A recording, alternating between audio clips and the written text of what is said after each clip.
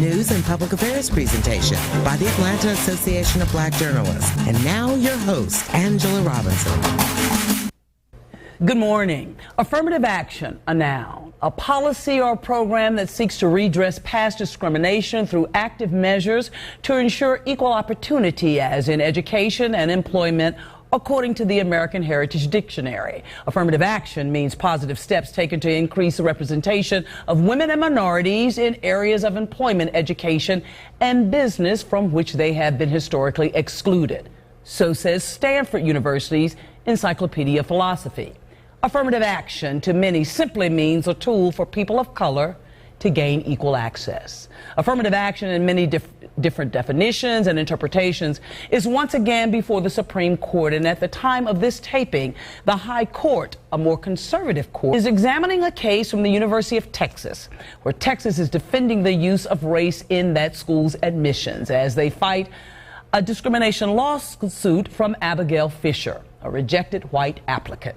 A broad decision by the High Court could result in a rollback of affirmative action on college campuses across the nation.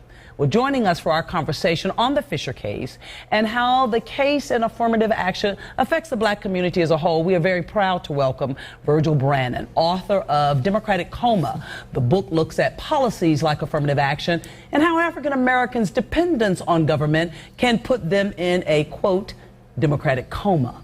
Vice President for Institute Diversity and Chief Diversity Officer for Georgia Tech. Very honored to have Dr. Archie Irvin.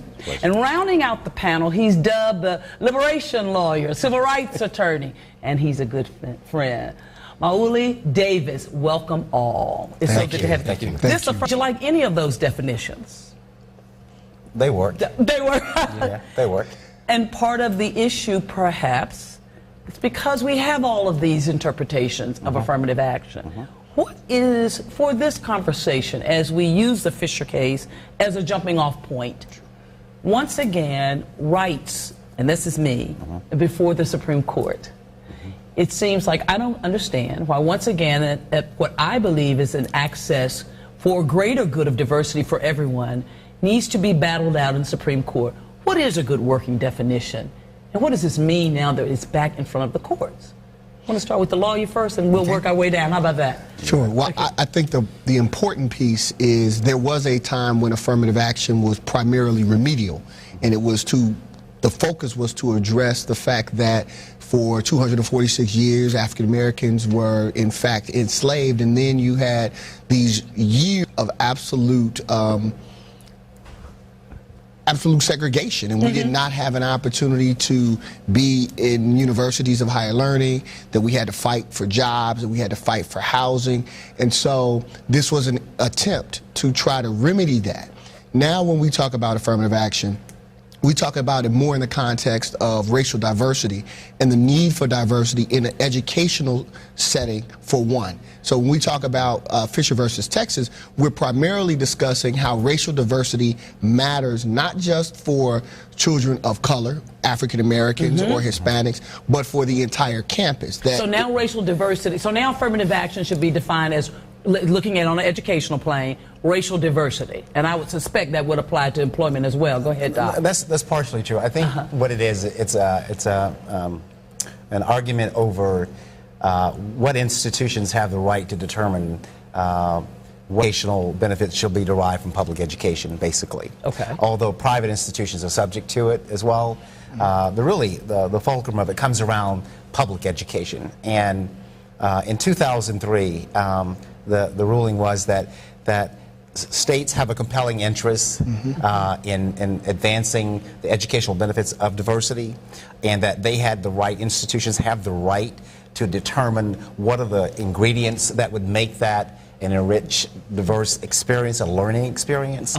And it comes back again in the sense that it's a test of whether or not that particular interpretation will rule. It's a competition of ideas, I call it, of whose values will win in terms of who shall determine who will benefit from an educational experience. Okay, Doc, that's a little complex. Mr. Brannon says, sit well with you. I love that whose values win. Now I got to depend on the Supreme Court's values to help this win or lose.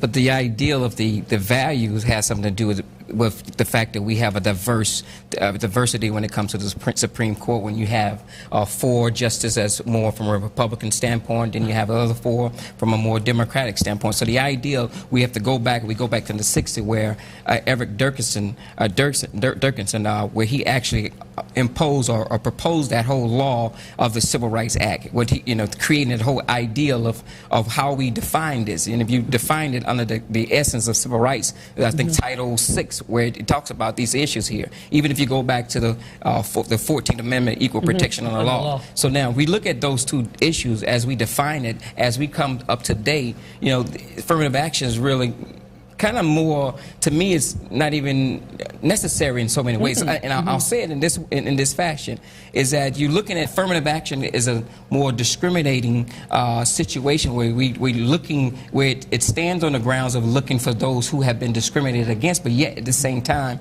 it contradicts itself, because at that point it is being discriminatory to the whole essence of what it is. In other words, it stands on the grounds of being looking for those who are discriminated, but yet and still it discriminates others. Look at Ms. Fisher herself. Well, let me just tell you, because you bring, and I'm going to let you jump in, Doc. Well, since you said, and look at Ms. Fisher, let's look at Ms. Fisher. Abigail Fisher White says she was discriminated against, but the bottom line, according to Texas, according to the transcripts, Abigail Fisher had substantially low SAT scores that were required for the school, suggesting that her scores were really the reason she was denied access in the first place. Absolutely. According to this. Now, according to that, okay, according to the University of Texas, they admit some from the top 10% of their Texas schools. Correct. Meaning students in perhaps, so much vague, perhaps, maybe, sort of, less academically rigorous schools in poor minority majority schools were given automatic admissions over white students in an academically challenged school who fell below the 10% threshold. Now, once again, her scores are below everything, below all that's required. So the better question, perhaps, is, I'm going to let you get in, I just want to lay out Ms. Fisher so we're clear, is that while I understand everybody has the right to take it up the chain of command, sounds like to me, this school denied her because she didn't meet the requirements. Absolutely. Not because she's black, white, green, or blue. Well, and I think if we're using now this case is back in front of the Supreme Court after 2003. Right. I think institutions today that apply the rationale of the court in 03 don't phrase it as a question of being less qualified or discriminating against others. All institutions seek to admit most highly qualified of applicants across a range of criteria that will make you dizzy if you looked at what we looked at. What you look at, right. When you look at holistic admissions review. When you get that narrow slither of students that fall within those parameters there, you then go about the business of trying to construct the educational experience. That means that people will have different kinds of scores, different kinds of this or that. Now, not everybody has the same score on anything. Right. So you do make decisions all the time. What the application of the law today is that if in your pool of applicants you have the ability to enrich that educational experience by making decisions while selecting people through a holistic review of all of their credentials, then you have the ability to include matters like where that person's life experience has brought them from, because it may in fact contribute to the educational experience. So Brannon is saying this affirmative action is unnecessary. Well, pretty much. I'm gonna let the attorney weigh in on your statement because that's heavy. Okay, but I'm gonna let you come back. I'm gonna let him weigh in. Again, you already made the case that it was unnecessary, and I'm like, wow. Well, it goes to when we look at what happened in Texas when it was outlawed, when affirmative action was flat out outlawed from '97 to 2003 or 4, the racial diversity just plummeted. Right. I mean, it just took a hit. That impacts not only those students who did not have the opportunity to go to University of Texas and to go to certain universities, but it also impacted the entire learning experience for those other students. You bring something. I'm coming from the south side of Chicago to the United States Naval Academy.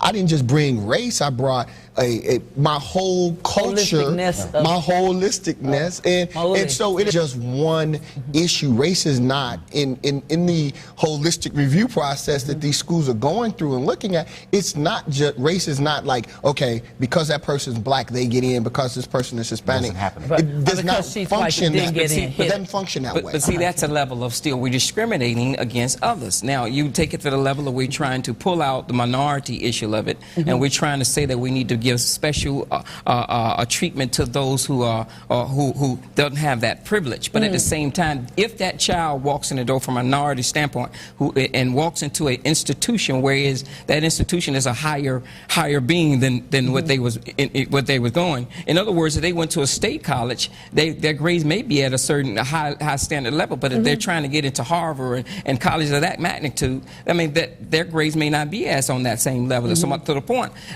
in essence, so what I'm saying is but you're saying that the tool of affirmative action shouldn't help them get into Harvard. Am I hearing that correct? What I'm saying is that because you're working on the premise that everything's equal and everything is not equal.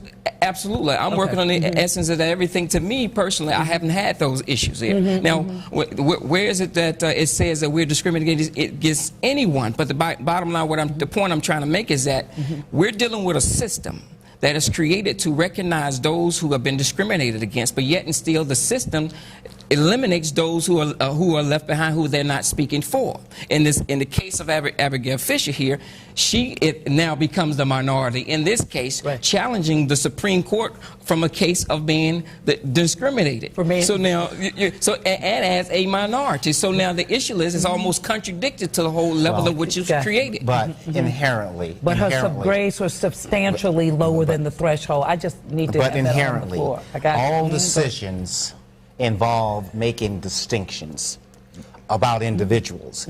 You may say that you are dating in the sense that I am making a difference of interpretation. So I discriminate this from that.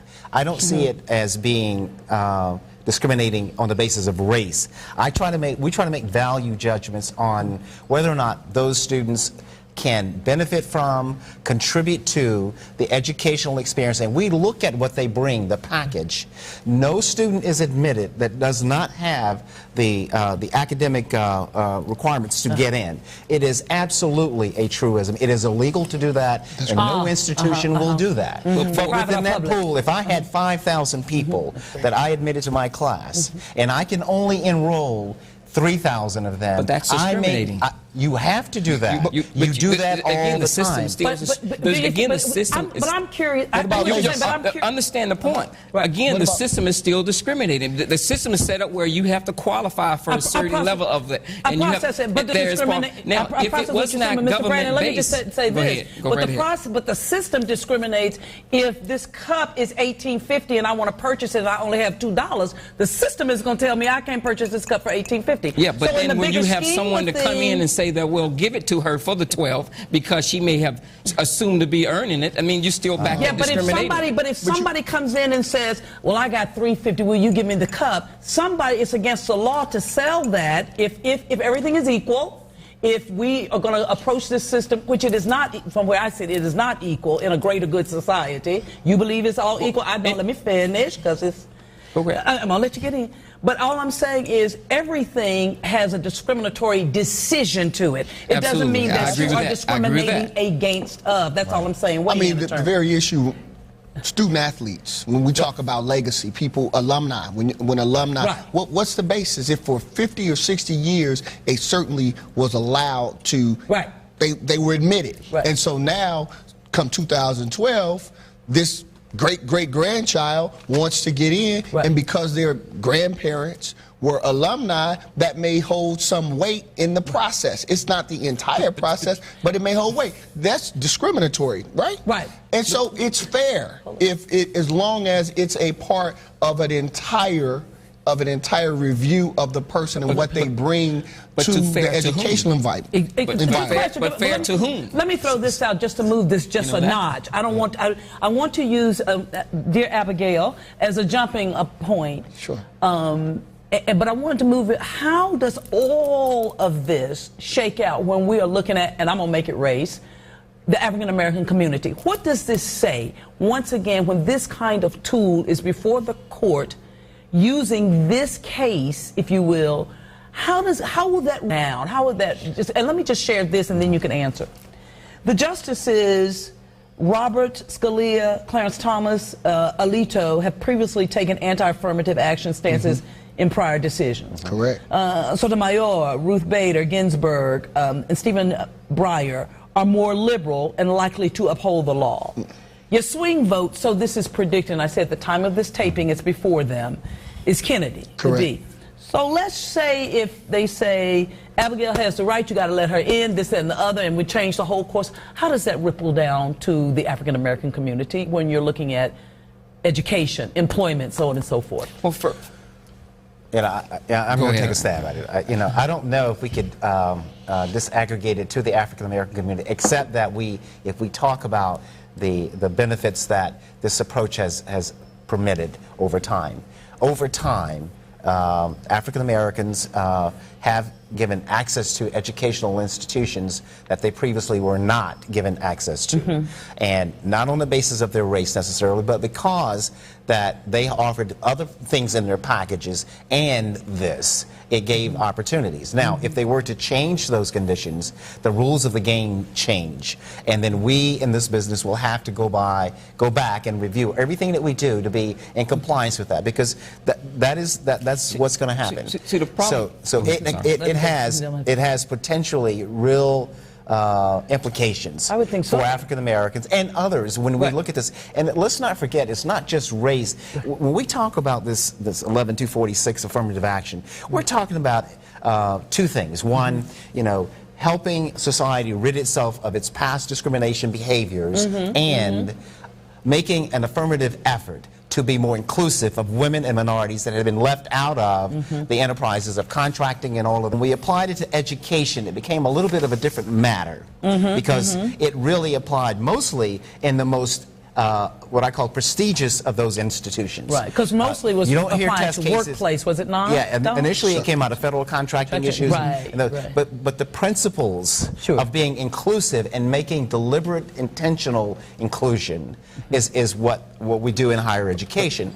And it will have, if it's something that takes away the current rules or limits in terms of the decision, it will have an effect. Now, we don't know what it is. It certainly will make us have to do what we have to do to make sure that access does not go away. Right. See, what we must understand is that we have fought the battle of equality and won. This is what the 60s was all about. This is what all about how we got the Civil Rights Act passed. All of the level of the whole essence of what Dr. King and everyone else was marching about. These things to us back in the 60s from an entitlement standpoint. The ideal is that the educational system, when it comes to an average high school student graduating from high school, they're not able to read on a certain level, a certain grade level, which is pretty much right around the 6th grade level where we're going at. Now, if you look at the essence of what we were walking in, it doesn't imply, it's the law of affirmative action already discriminated against the African American community because it have not provided enough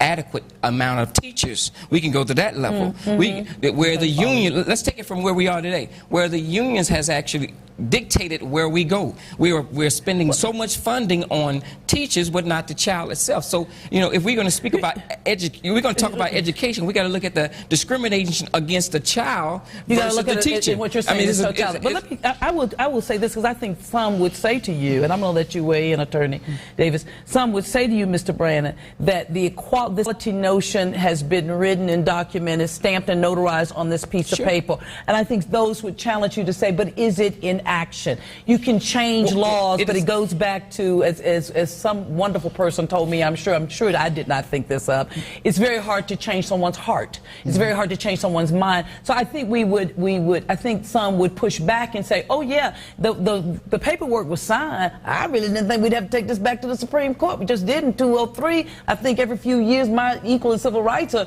up for question. By golly, people didn't even want folks to vote just a couple of weeks, a month or so ago, a while ago. So people would say, while it's written in documentation of equality, it's not done in action. Attorney Davis. I mean, we experience it and we see it even when we do criminal defense law, just the way young people are even encountered by law enforcement, depending on their neighborhood, depending on how they look. That's a reality. We can't just say, well, the law says everyone is supposed to be treated equally under law. If that was in fact the case, I would not have a civil rights division as a part of my law firm, because we routinely see where officers are engaging with young people, both with excessive force, false arrest, all of those issues.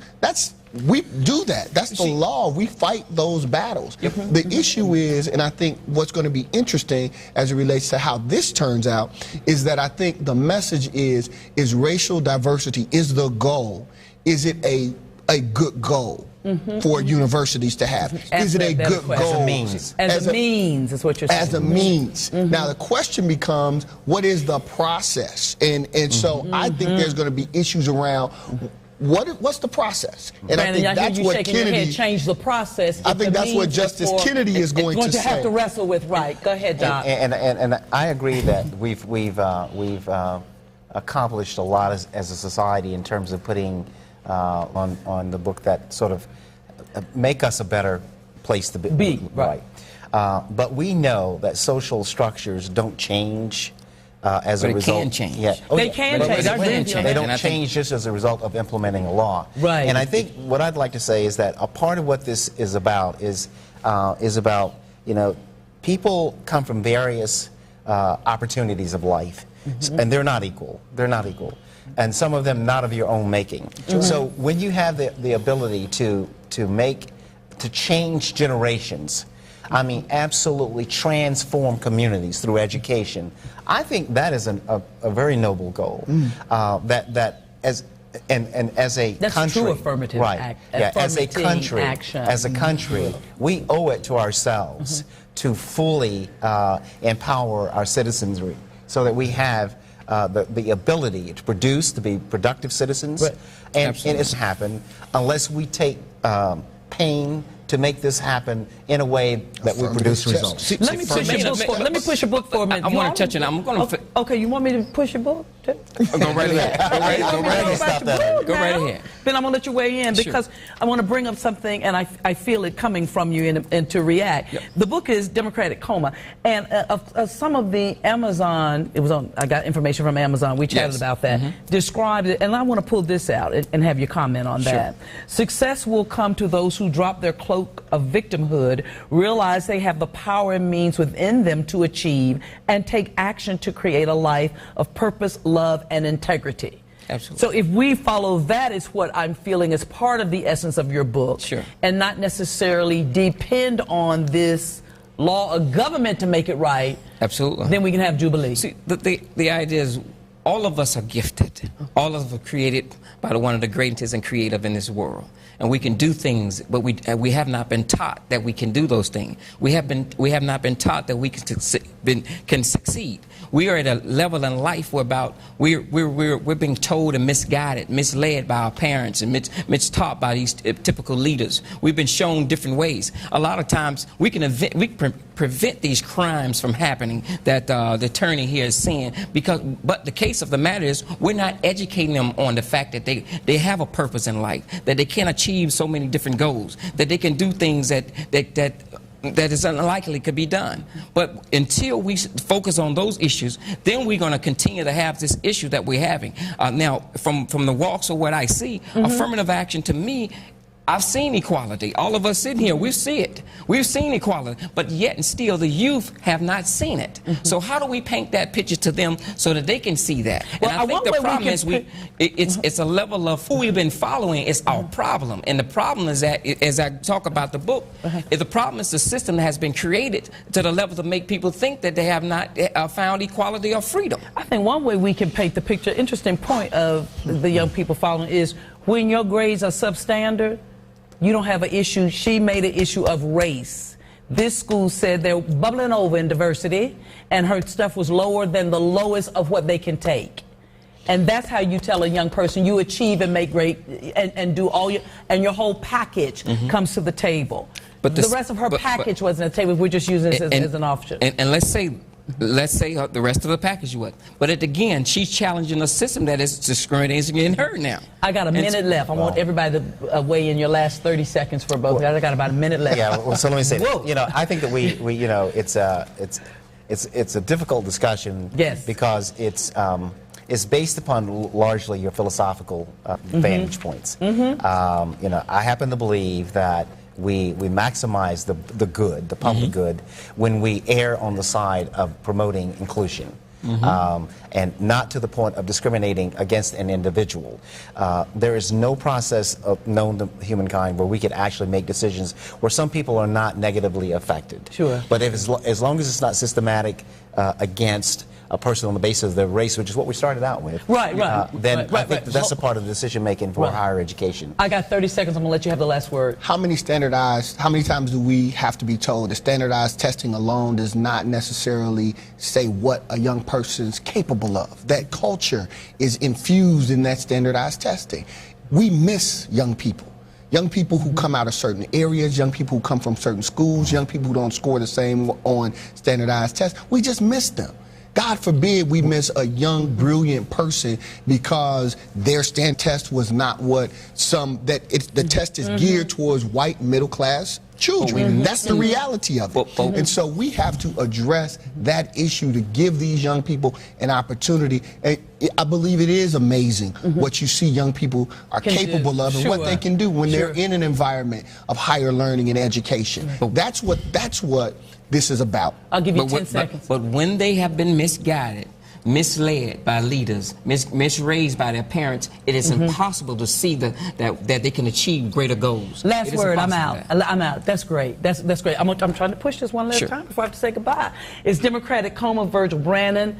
Thank you. Very intriguing, interesting stuff. Thank you so much for being with us. Thank you so much. Keep doing what you're doing at Georgia Tech. Thank you. And thank you, Attorney. Thank you. Always good to be with you. Thank you. Vibrant conversation. We thank you so very much for joining us as always. We're in contact with you. You need to stay in contact with us. We'll see you the next time. For a copy of the show, send $40 to the Atlanta Association of Black Journalists, P.O. Box 42566, Atlanta, Georgia 30311. Provide your name, mailing address, phone number, and name of the show requested. Make all checks payable to AABJ.